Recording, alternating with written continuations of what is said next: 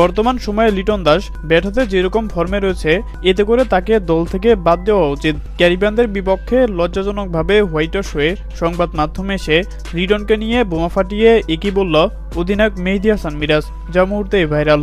দর্শক, ব্যাটিং করা যেন রীতিমতো ভুলেই গেছেন ক্লাসিক্যাল খ্যাত ব্যাটসম্যান লিটন কুমার দাস। একের পর এক ম্যাচে বাজে পারফর্ম করে দলকে চরমভাবে ডুবাচ্ছেন এই উইকেট কিপার ব্যাটার।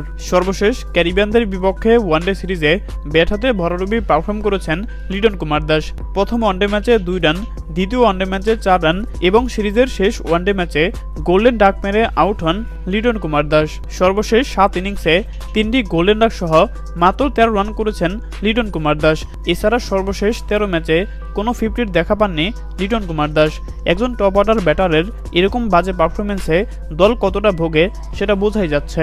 আর তাই তো এবার সংবাদ মাধ্যমে এসে মেহেদী হাসান মিরাজ বলেন, লিটন একের পর এক ম্যাচে যেভাবে বাজে পারফর্ম করে যাচ্ছে এতে করে দলের ভারসাম্য নষ্ট হচ্ছে, তাকে বেশ কয়েকদিনের জন্য বিশ্রাম দেওয়া উচিত।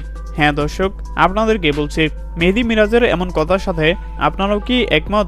জানিয়ে দিন আপনাদের গুরুত্বপূর্ণ মতামত আমাদের কমেন্ট বক্সে। ধন্যবাদ।